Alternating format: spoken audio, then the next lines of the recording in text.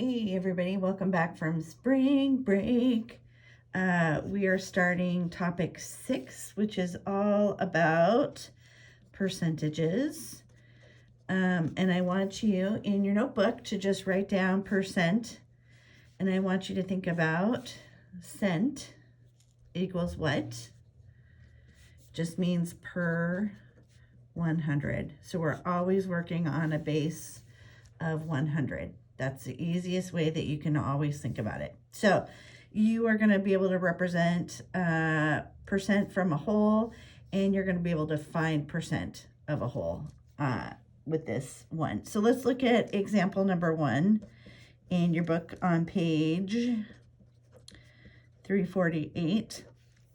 And so percent is a rate in which the first term is compared to 100. The percent is the number of hundredths that represents the part of the whole. So you can also remember that cent, so I really should say per hundredth, because cent is 1/100th of a dollar is the way I kind of remember that. So you can add that into your notes. So if we had 7/10, you could do a couple different things. You could think of this as tens instead of hundreds, and I could color in 7 of those. I could also think about it as 100, and if I do add that 0 on there, I'm going to add 0 on there. So same idea.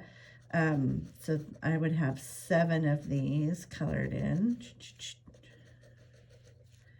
And you have graph paper that you can be doing this with. Okay, so that's how we would represent it on a 100 grid, which is super easy. But you also have to think of it on a number line.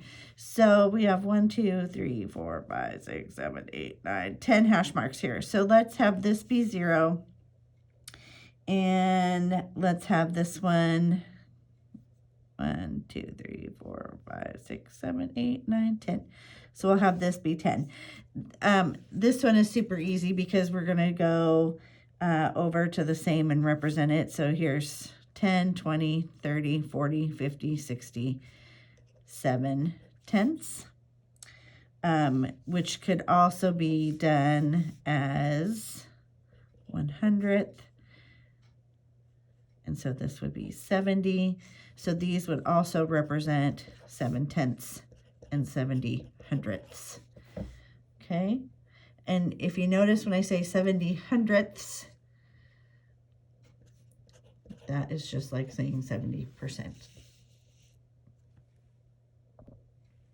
Okay, so welcome back. This is example number 2. So each of these line segments represents 100%. So here's line 1 and then line 2. So from here to here is 100%. So A is going to equal 50 over 100, which is 50%. Now B, the line is longer, but it's still represented in a way that we can use this information. So if we look that this is at a 4 inches instead of the 2 inches up here, this is 1 out of 4. So B is going to be 1/4, which we could change into 100th. Easy, 4 times 25 times 25. You probably know this one. I hope you do.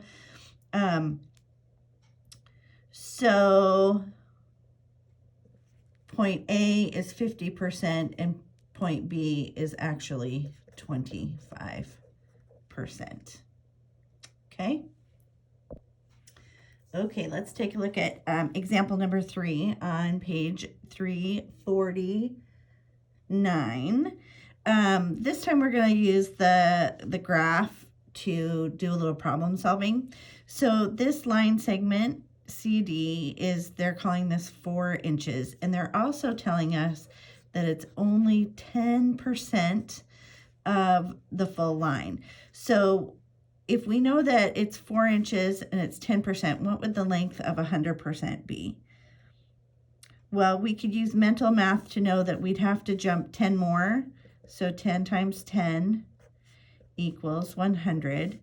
And then we could also take that 4 inches and we could times it by 10 and we would get 40 inches. And 40 inches would equal that 100%. Okay, so I think you guys are pretty good at that one. But what if we did it opposite? We have line segment EF, and it's 6 inches, and it's 200. How would we know what 100%? So what length is 100%? So we have 200%. We know that we're going to have to, we can multiply it by half to get 100. And we could also take the 6 inches and multiply it by half to get 3 inches, which would be the length of 100%. So draw the pictures out. Make sure that you label. Do I say that enough? Label, label, label, label, label, label. Okay, so for today's, you're going to do pages 350 through 352. I want you to do 6 through 11 all and 12 through 13 all. And then you get to choose 2 problems from these. And you get to choose, 1 problem from the last set. Okay, so do those, go back onto the dock and correct your work, and we'll see you tomorrow.